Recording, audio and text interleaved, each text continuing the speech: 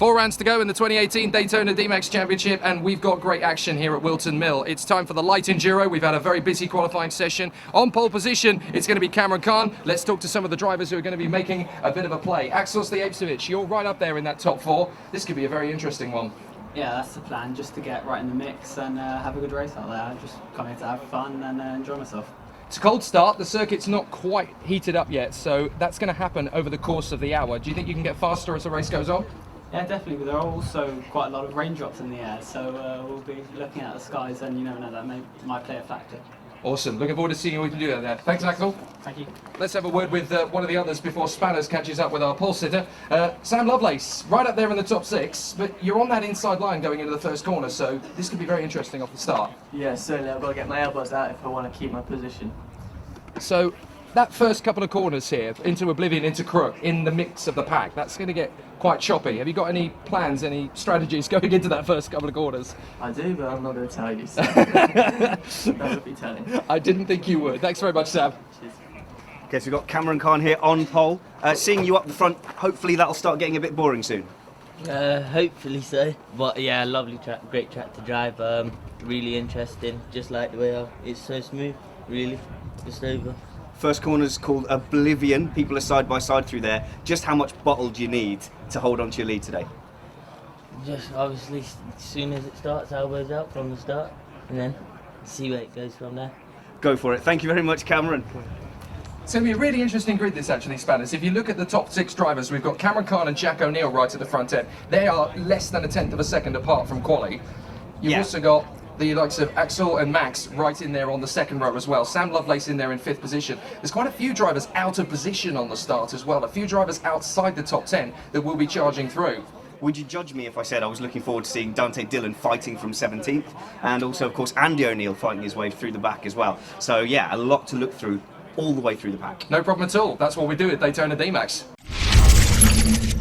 The rolling map begins in Daytona DMAX for the light enduro, and this is going to be a really exciting battle. Kameron Khan and Jack O'Neill on the front row of the grid. Axel Slijepcevic and Max O'Shaughnessy from Sam Lovelace and Cameron Noble. Rounding out the top 10, Sam Hampshire, Fraser, Brunton, Charlotte Manton and Josh Davies. A few big names outside that top 10. Andy O'Neill is 15th on the grid, just in behind Ben Leslie. Dante Dhillon and Harrison Pugh are sharing the 9th row. Richard Lacey's down in 20th. Boyd Wayne Jr. is down in 24th. And there's a few others trying to make their way forward. Jake Sanson, beside me, Spanners ready. We're up for action for the 7th time in 2018. Boyd Wayne Jr. has promised me personally he's going to fight back. I have a feeling he could do here, especially in the early stages. There is definitely some rain in the air, and it's a very cold track. So this is going to be the slightly faster part of the circuit as things really start to tick over in the first few laps. But that jostle for position into Oblivion and Crook. Expect 1 or 2 drivers to go topsy-turvy onto that grass up towards the barriers of the exit of Oblivion. I was scared just watching them warming up going through Oblivion. This is going to be amazing. Absolutely. Try and think about 30 karts going through all in unison. They come up to the ankle of the boot, the end of this section, through that square left, and then you've actually got the toe, which is a double right apex. Everybody thinks it's a hairpin. It's actually 2 apexes. The first one is tight, the second one is open, and then you come down to that treacherous, deadly last corner, the heel. If you go into that barrier, you really are going to have a headache to last a fortnight. Over the line, and you're going to get ready for a start, and it's a perfect getaway off the line into the first corner. Jack O'Neill sorting himself out to try and remain in second position. He's going to have to use the runoff, but he is going to lose out as up into third position is trying to come Max O'Shaughnessy, but up into second briefly is Slijepcevic as O'Neill now comes around the outside. There is a spinner further back. We've got 1 or 2 karts off at the first couple of corners, and somebody stuck on the curb on the way into Crook. Jack O'Neill was mega aggressive going into Oblivion and also into Christmas as well. He really hung it on round the outside on the exit. There are several drivers waving and shaking their fists on the way through the mid-pack as Dante Dhillon and Ben Leslie are trying to make up some progress. Arms aloft rather than on the wheel as they're getting frustrated in that mid-pack, trying to make up some progress. Several drivers bucking and boring through that midfield, and off the road goes Dante Dhillon. Dante Dhillon's on the grass, falls to the back of the field, so a very frustrating first lap then for Dhillon, but he's got another 50 or so to go, and it's going to be a very long race for him from here. I mean, Dante is very upset there, but really there are about 4 karts wide, so I don't know if anyone was particularly to blame for that, but certainly he was escorted off to the side of the track. Still looking through the field for a couple of moments as Dante Dhillon's making up some good progress in the mid-pack as he makes up place after place after place. He's going to dive up the inside of Ashby, thinks better of it. It's getting a little bit messy out there. He's already made up 3 or 4 places as drivers are working their magic around the circuit. But the top 5 remain unchanged for the moment. Jack O'Neill still breathing down the neck of our race leader, Kameron Khan. Axel Stiepsevich taking the pressure from Max O'Shaughnessy, and Sam Lovelace staying intact in 5th place. Then it is Noble from Brunton, Hampshire. Russell Horton has got a little bit of breathing space because Elliott is trying to hang on in there in front of Charlotte Manton for 10th place. Yellow flags. We've got a spin. I think it's Horton. That's somebody definitely off at the crook hairpin. I can't quite see who that is from my position, but we've lost somebody from the fray up at the top end. So that is one of the big names from this grid. Number 4, Axel Stiepsevich is off at crook on the 4th lap of this race. We go under caution as we go down to a full course yellow. We're green, green, green, so we're going racing again. Sadly, without Axel Stiepsevich at the front end, he will go back out again in a spare car, but the race leader is Kameron Khan from O'Neill, O'Shaughnessy, Lovelace, Noble, Brunton, Hampshire, Elliott, Horton and Manton in the top 10. Harrison Pugh has made his way up into 11th, and that looks like a charge forward through the field to P8. So we've already got some battles on the main part of the course. I think that's Elliott through up into 8th place and about to lose the position straight away again to Horton. Those two are battling away. Horton and Elliott side by side. Charlotte Manton stuck in right behind them, hoping to try and make the move through. Manton trying to get into position up the inside into 9th, squeezed out of place. Now she's going to make the move on the inside out of Ozier's, and she's through into 9th. Good work. Great move. Was Shaughnessy caught napping a little bit about that restart because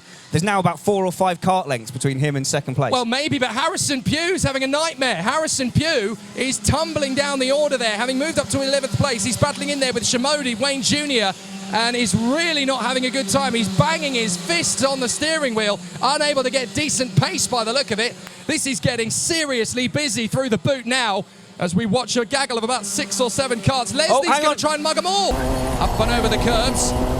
Plenty of great racing in the mid-pack. We're obviously keeping an eye on the front, but there's some great wars playing out in the middle of the field. And at the back of this little queue is Dante Dhillon trying to make his way through. We've got his onboard, of course. He's now tucked up behind Ben Leslie into the final turn of the boot, and they're going to go 3 wide off the turn. In there is the 12 of Toby Shimodi as they come through Oblivion and Crook. Still at the back of the queue is Dante Dhillon, but you can see how frenetic things are getting as up towards Christmas Corner. There is a bit of a duke out for position going on as well. Side by side, 3 of them all together there. And it's a 6-car battle as they emerge out of the turn. Dhillon trying to get up the inside of Ben Leslie as he chases after McBrien, O'Regan and Andy O'Neill. Andy O'Neill is now 2nd in that queue, in there behind Harvey McBrien. Really exciting racing. Oh, Hampshire's got a run down the back straight on Fraser. Brunton's a little bit scrappy coming out of that and going into the boot. So as they come off the 2nd part of the apex, Brunton's going to need a really good drop down into the heel to keep that sort of momentum going, because Sam Hampshire's getting very close and he does not want to be intimidated by a man who has to have his own body weight strapped to the car to be legal in this championship. Fraser Brunton over the runoff area and back up Manuel's back once again, trying to deal with Sam Lovelace. Never mind Sam Hampshire behind him as they go into Christmas, back up towards Inkermans. Good work this from Fraser Brunton. He is doing an absolutely solid job. Oh no, this is Kameron Khan getting held up by Mark Wiley-Mackay. This is exactly what Jack O'Neill needs. Yeah, I was going to say, Jack's not close enough to take advantage of that, but whoa. Now he is. Goodness me, he just slams the kart in under braking. And now he's gained a good 6 to 7 kart lengths on Kameron Khan. But Jack O'Neill won't want to pounce yet.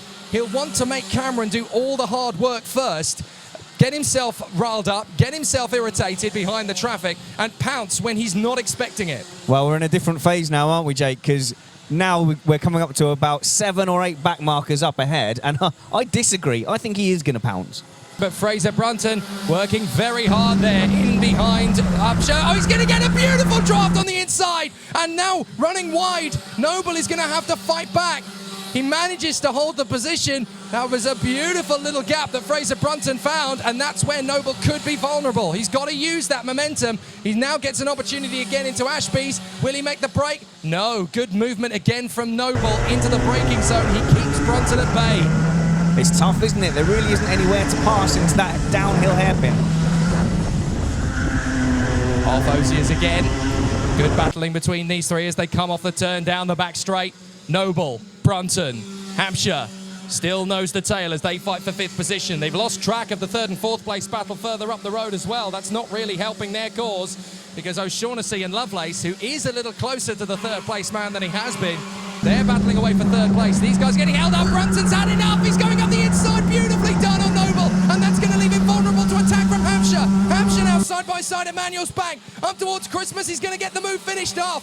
Brilliant confidence there from Fraser Brunton. He just chucked it in. Enough. I'm going through. That was a huge move. How could he possibly have known he could get it stopped? That was incredible. Can I just remind everybody, he's the youngest and smallest man in the field, and he just bantered up the inside as if it was no tomorrow. Brilliant stuff there. Chucks it into Crook. That was no holds barred. Absolutely terrific there from Fraser Brunton, showing the confidence and the agility. We're getting told off. He's not the youngest. Oh, he's not the youngest now. Oh, there's a few more in there now. Archie Elliott is. Archie Elliott's the youngest these days. I forgot about Archie Elliott. Yes, of course, he is younger. Oh, we've got somebody off at Crook. Someone's gone off at Crook. Backwards into the tyres. Now, who is that that's dropped it? Trying to see who that is. We've lost somebody going off there into the back of the tyres. Not Boyd Wade Jr., is it? In the black suit and the white flashes? Not sure. Well, try and figure out who that is. That's Andy O'Neill. Oh, no. That is Andy O'Neill. Andy O'Neill has gone off at Crook. Of all the drivers I thought I'd see backwards into the barrier, I didn't think I'd see Andy O'Neill. Now, that is a big shock. Andy O'Neill is sprinting, though. He's sprinting for another car. Go for it. Look at the cardio on that man. There he goes. He's sprinting off. He's going around the construction corner. Well, this is the first ever Daytona DMAX triathlon. Wait for it. He's going to jump in the canal around the back there in a bit and go for a swim. Anyway, now, what's going to be critical on this restart is that now they're all into a line. Archie Elliott and Charlotte Manton have caught up to the back of that 5th place trio. Somehow. Absolutely. Well, the thing is, this is going to be a very exciting battle. The 5 of them are now going to be at loggerheads, and if anybody's going to get a good advantage off the start of this, if he times it right, Archie Elliott can actually make big progress. We're green. So we're racing again. Down towards Osier has come the leaders, and Jack O'Neill is still absolutely cemented to the back bumper of Kameron Khan. O'Shaughnessy there in 3rd, Lovelace, and then we've got a mass of cars battling their way through. Brunton is trying to lap back markers, and they're not moving over. So now we've got Hampshire trying to wrestle his way through up the inside. Noble's going to get alongside him. Archie Elliott's made a perfect restart, bounded away from Manton and Dante Dhillon. So he's now solid in 8th position for the moment as Ben Leslie knits his way through the traffic. But what a restart this has been from Archie Elliott. He's now only about 4 kart lengths once he's dealt with the traffic behind Sam Hampshire and Cameron Noble. So he is right in the mix. I can tell you, Team Elliott on the pit wall is going absolutely balmy here. And justified. Mega happy. Absolutely justified. I would like to point out that Archie Elliott is the youngest driver in this competition as well. We're certain of that now. We're certain of that. So does that mean Wayne Jr. has passed Elliott as well? I think he might have. Oh, yes, Dante yeah. Dhillon went off. Dante Dhillon made the mistake through Inkermans there, and he's dropped it on the exit of Inkermans and gone onto the grass. Well, that's not the first time. That's a rare mistake from Dante Dhillon. Well, not today.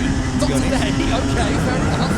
But, yeah, he's lost ground. Have a look down the back straight there, Jake. Brunton hanging on in there. Brunton trying his best to stop Hampshire coming through. Hampshire is all over the back of Fraser Brunton at the moment. He's going to try into the final turn. Brunton moves enough across just to stop the move from starting. Noble is through next. Then it is Boyd Wayne Jr., Elliott, Dhillon. Manton is now back through. So Manton has got herself up into, what's that, 10th position now. No, sorry, 11th in front of Tom O'Regan.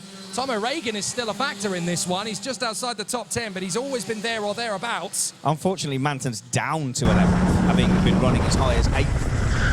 So Andy O'Neill gets back out onto the circuit as he rejoins in a new set of wheels.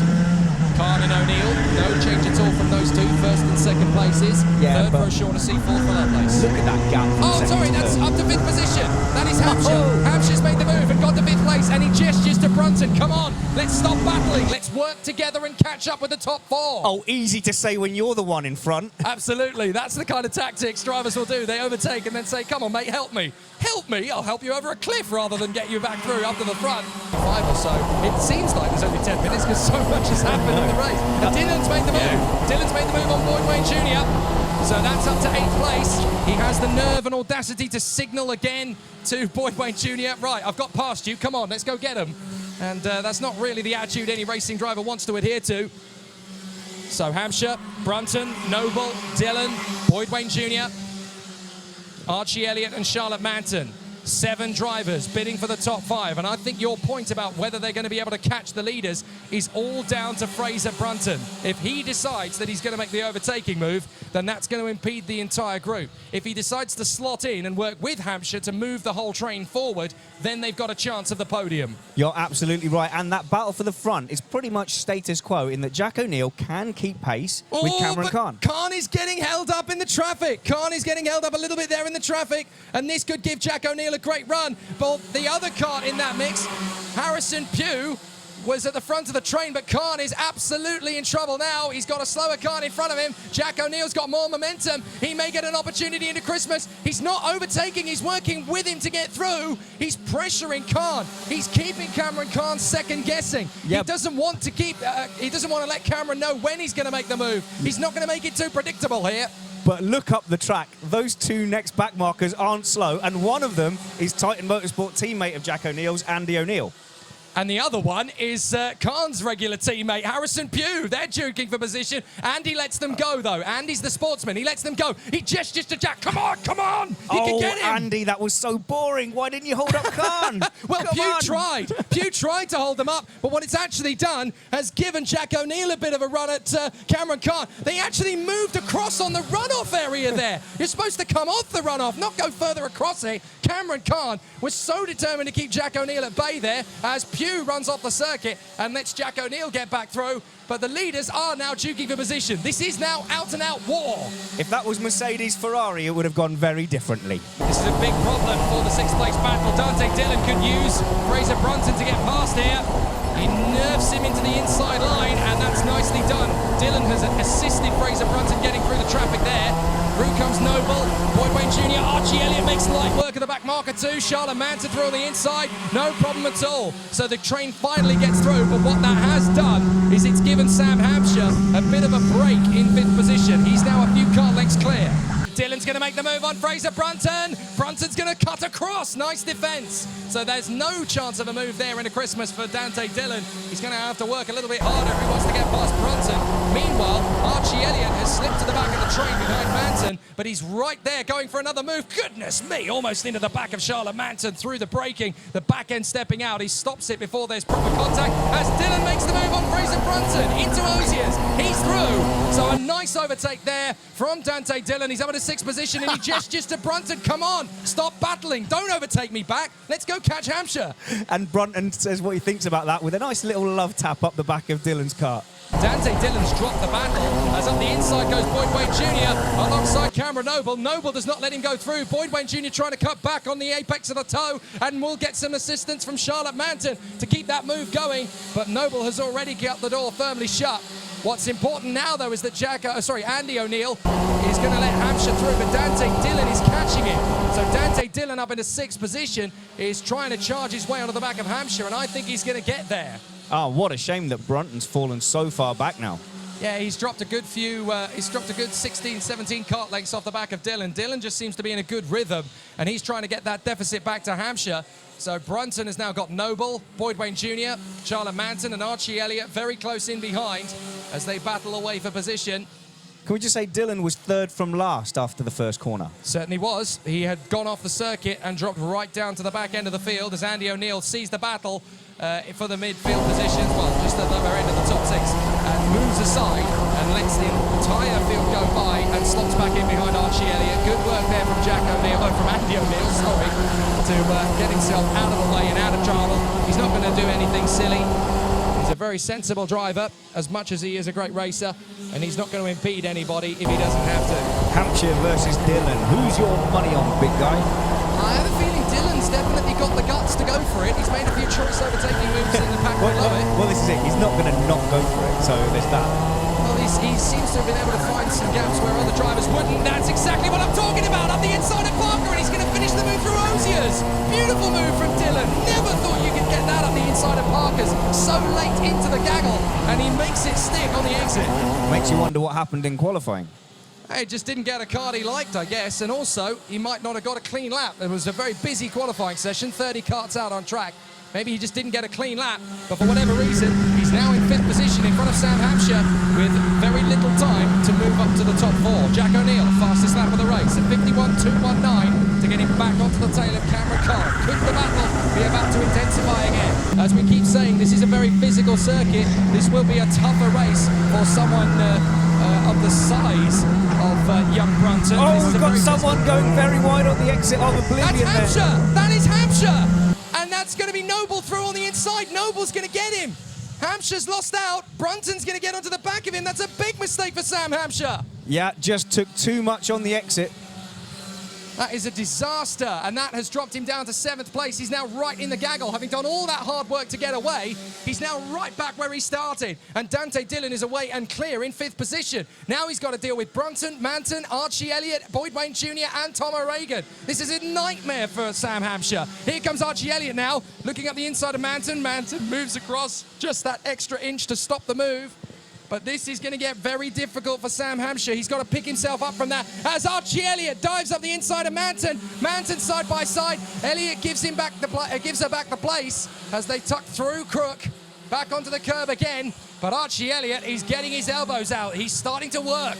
With Brunton making the move up the inside. Beautiful as they bang wheels. And Brunton's not going to leave him any space for negotiation, but he's not going to get there. Charlotte Manton is, though, up the inside of Brunton, and Elliott's going to get there as well. Archie Elliott up the inside of Fraser Brunton. Boyd Wayne Jr. tries to knit his way through as well, and that's all gone wrong for Fraser Brunton. Disaster for Brunton after that brave move up into Oblivion earlier in the race. Now he's all the way down in 11th, I think. Yep, you're absolutely right. That's a real shame. Dhillon in 5th place, then it's Noble, Hampshire, 9th is Manton, 10th is Elliott, 11th is Boyd Wayne Jr., so actually down to 12th has gone Brunton. But what a disappointment. Now up the inside as they try and get their way through the traffic. Boyd Wayne Jr. side by side with Fraser Brunton, who's trying to come back. Brunton on the grass. Oh, O'Regan's through. Dear. Oh, it's just going from bad to worse for poor Fraser Brunton. It couldn't be getting worse at the moment.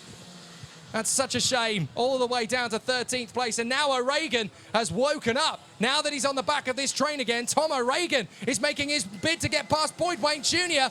That's a little bit cheeky the way he did it, though. He's started to nerf Boyd Wayne Jr. wide through Osiers. Now he's trying to knit his way through on the inside. Desperation starting to creep in for a few of the drivers as they're making a few choice moves they wouldn't have done in the first half hour. He comes around the outside. There's not a lot of momentum to keep that going, but Archie Elliott's now going for Christmas up at the inside. Takes the place, beautifully done. That's a superb move. Oh, I thought that had gone. I thought he'd lost his chance going into Oblivion, but he's held it all the way up the inside and up the hill and made it stick. Goodness me, that off from Sam Hampshire has really dealt him a very sore hand of cards, isn't it? He went off on the exit of Crook a few laps ago, and it's ruined his momentum. He's going to get back up the inside of Archie Elliott, though. So he takes the place back, but Elliott's coming straight up the inside. He was signalling to him. Elliott's already taken the place back. Tries to get in there up on the curbs. Hampshire's gesturing to him. Come on, help me. Don't even think about it. He was already alongside when Hampshire was telling him to just... I'm not helping you. Why should I? I'm racing you, mate. No, I am actively overtaking you right now. Brilliant battling. Now, with the leaders, Jack O'Neill is getting frustrated in the traffic because he's not cutting through the traffic the same way Kameron Khan is at the moment. We've got a cart off on the exit of Christmas. And stopped. I think that's Harrison Pugh. I think that's Pugh, yeah. That is Harrison Pugh. It's a full course yellow now, I think. Yes, it is now full course yellow. It is now full course yellow, so the drivers have to go to a walking pace. It's because they can't move Harrison's car. Of course, during the full course yellow, none of the gaps will change. Well, you say that. They will all stick to strict deltas. So we're green, green, green again now. So the race is going to get underway once more. But we'll see how it all plays out. Oh, it's going to be 3 wide as Archie Elliott very nearly loses the place to Boyd Wayne Jr. Now tugging onto the back of O'Regan. He's going to get shunted wide. And O'Regan's going to lose about 3 places here. Elliott tucks onto the back of him. Brunton dives up the inside. He's made the place on the 4 of Axel Stiemcevic that he's lapping. Tucks in behind Boyd Wayne Jr. And Archie Elliott is caught out there and basically has to try and hang back onto the tail of Tom O'Regan once again. O'Regan in the green helmet. Battle. Yeah, O'Regan in the green helmet then has held on to those positions. Yes, he has. He's not given the places back, but we're going to have to look into it and see if he needs to. As up the inside of Manton, Sam Hampshire is going to get the place. So Sam Hampshire is through and gets into 7th position on Manton. Nicely done. Now, where are the leaders? Jack O'Neill is reasonably close to Kameron Khan with 6 minutes to go in this race, but I don't think he's close enough to challenge for the win. On the restart, he was well behind. I mean, there's about 8 or 9 kart lengths, and it hasn't closed up since the restart. Well, Khan's got to cut through the traffic relatively quickly to maintain this position, but I think he's going to have the win. I have a feeling, rather sadly for Jack O'Neill, that he's missed his opportunity. It came earlier in the race, and he should have pounced. He didn't get that opportunity, and he didn't take it. So, unfortunately, it looks as though second position will have to do. Credit to Khan, though. Whenever they've had back markers coming up, he hasn't wasted any time getting past them. Absolutely. And also very impressive on the restart from Max O'Shaughnessy. He's bolted away from Sam Lovelace, and he's there in third position through Osiers with a nice, comfortable gap, having lapped Andy O'Neill and leaving Sam Lovelace to deal with him. So the top 4 looks pretty much dead set. Meanwhile, Dante Dhillon is about the length of the back straight behind Sam Lovelace.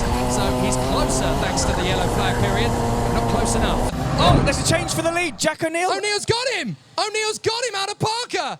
That is the section that Jack O'Neill has been so close to him all the way through this race. But look at the back straight, Khan coming back at him, but Jack O'Neill's got the lead now. He's read that so well. I thought he was done for the day, but in the last 4 minutes, he's fought his way back. Jack O'Neill has bounced back into contention, and he now leads here at Wilton Mill with just a handful of minutes to go. He's timed this to perfection. If Jack O'Neill doesn't pull a gap round Christmas and the next 3 corners, he's going to be under threat down the back straight from Kameron Khan. Well, O'Neill knows that Khan is going to be strong. He's still very fast, so he's going to try and come straight back at him into Ashby. Here we go. O'Neill's defending. He knows how to make this car very wide. They're going to get side by side out of Ashby. They get off the turn very nice and neat, and there's no way that Khan's going to get through at this phase of the circuit. He's going to have to make a challenge into the boot, but O'Neill has got the car very nicely nailed. I'm running to the other side of the commentary booth because I don't want to miss this. Into the boot, diving through into the apexes of the toe. No worries at all. This is exactly what Jack O'Neill wanted to do at exactly the right time. He got lucky with the traffic, managed to get there when Khan was impeded, and bounced himself back into position.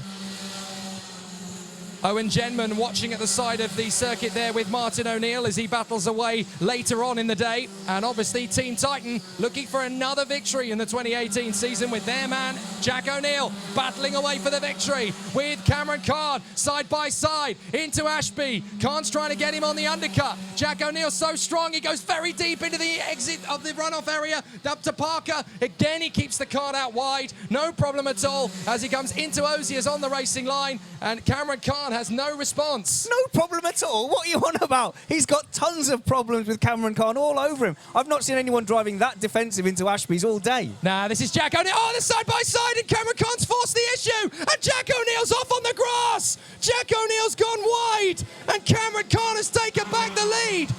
Now, what is going to be said about that one? Kameron Khan has forced the issue. We've got 2 karts off at Crook as well. So is that going to be a little bit of archie-barchie? Let's look at it again. Kameron Khan makes the move up the inside. It's definitely arguable. Jack O'Neill off on the grass as a result of the move. Titan Motorsport are not happy. Well, I can kind of understand, but Jack O'Neill is now down Except in second Genman. place as a result. Jack O'Neill in second position behind Kameron Khan, but we have full course yellows with time running out. A minute to go in this race, and there are 2 drivers off at Crook, and we're under full course yellows. This race, I think, is going to finish under full course yellows. And in that a cloud, never happens in a at cloud Daytona. of controversy as well. Absolutely. Well, that never happens at DMAX. We never really finish under yellows, but I think that's exactly what we're going to do, and it is going to be time counted out. So we're going to finish this race under yellow flags. I can't remember the last time that has happened at Daytona DMAX, but for the moment, Kameron Khan is going to cross the line in first position in front of Jack O'Neill. Whether the result will remain that way once it's been gone into under the investigation, I am not entirely sure, but the checkered flag is going to be out, and across the line, Kameron Khan takes the win. He's delighted with it, but is he going to get to keep it? Jack O'Neill in second, and he's gesturing. I think you'll find I was the winner of that one. So that's going to be interesting. Max O'Shaughnessy over the line in third from Sam Lovelace and Dante Dhillon. Cameron Noble in sixth in front of Sam Hampshire and Charlotte Manton. But I think Manton is gesturing, I've just lost a place for no good reason. Did somebody try and make an overtaking move on the finish line? while we're still under yellows. I feel so stressed right now, Jake. It's not even our call. What on earth is going on? Do you know what? Sam Hampshire has made a position gain over the finish line. We were under yellows, and he's gone up to 7th. You can see it on the timing screens. He's gone up to 7th in front of Charlotte Manton in 8th place. Some really strange antics over the finish line as well. We had a car going right over the grass in oblivion. Well, Boyd Wayne Jr. is 9th from Fraser Brunton. Then it's Tom O'Regan from Archie Elliott, Josh Davis, Ben Leslie, Harvey McBrien, Horton Shamadi, Lacey, Gus Silvera, and Ollie Manton in the top 20. But this race probably isn't even over yet, despite the fact we've crossed the line for the checkered flag. Go-karts are brilliant, aren't they? This is so much fun. Very exciting stuff, and I don't think it's over yet. Max O'Shaughnessy, that was a very difficult race because you had a lot of work to get into that position, and then through the traffic, the front two got away. It was very quiet after that. Well, yeah, it was quite a quiet race for the first 55 minutes. I mean, these two, they had a slight pace advantage on me, and they was just pulling away. And I was working on consolidating my third, but then towards the end, they started fighting, and I could see the gap closing back in, and then it got really close right in the last minute and a half. And I mean, then because of the full course yellow, I couldn't see what would have come of it. But yeah, it was a good race. So without that incident at Crook that brought us under full courses, do you think you could have gone for at least a second, if not a first? Yeah, potentially. I mean, there was an incident at the front that meant that the other two were slowed down, and I'm not sure, but it looked like Jack had some kind of a problem off the back of that, and then, yeah, so maybe. Okay, well, hopefully, round 8 of the championship, we'll be seeing you a little higher than third. Well done, buddy. Yeah, hopefully so. Well, I've got second place man here, Jack O'Neill. Jack, Kameron was never out of your sight throughout that race. You finally got past him, but tell me about the incident at the end. It was, overall, firstly, it was a good race. You know, I felt initially Kameron was sort of toying me to start off with because he seemed to have the slight pace advantage at the start, and it was only towards the end where the back markers came in that then, it got interesting, bit of a battle going on, and thought I'd done enough, you know, got ahead, defended, thought this is all looking very good, and, you know, always respect the marshals and Daytona's decisions at the end of the day, you know, the incidents of what they perceive and what they look at. Personally, I don't agree. But it was only from where I was sitting, I'm looking at the referee, I'm looking at the apex, I'm looking beyond the apex, that's where he's supposed to look. And as I'm going into it, all of a sudden Cameron's there. I mean, it does look on the footage that he's halfway alongside on the curb, but it's a touch and go one, you know, well, that's what it is at the end of the day. Still, overall pace, very encouraging. Like I said, you were both going so fast. You never lost touch with him for the whole course of that race. No, as I say, it was a good race. You know, it was, once again, like Loud Park. I really enjoyed the Loud Park run, actually. That was a real tough, tense race, good racing. But, yeah, that one felt a little bit hard done by at the end. But, hey, one of those things. Great performance from Jack O'Neill. Let's hear from the race winner with Jake. Well, Kameron, that was an incredible fight all the way through for a good 55 minutes. That was epic to and fro. Did you always have a little bit more in reserve to keep the car going a little bit further forward? Yeah, it was a great race from the start. I felt pretty comfy with the track and kart, but then towards the end, the back markers came and then it got a bit frisky with me and Thingy, but I thought the move was fair. I've seen the gap open and then I dived back through for it. And then, yeah, I've got the position, so I'm happy with the result. It's a very tough race, obviously a good battle. You've caught that move, you saw that opportunity and took it. In terms of the championship battle, it obviously helps your position now. Yeah, that's 2 wins back-to-back now, so that's good for me. I'm hopefully do the hat trick next time. That's okay, looking forward to seeing you and do. Congratulations. Cheers. So there you go. Hey, Jake, we're going to have to yell now because the karts are starting up. Jack O'Neill genuinely gutted by that. The stewards took a long, long look at it, though. Yep, it's racing back-to-back here at Daytona DMAX. It's drama and action all the way. If you want to get on the grid, DaytonaMax.co.uk. We'll see you out on the grid next time.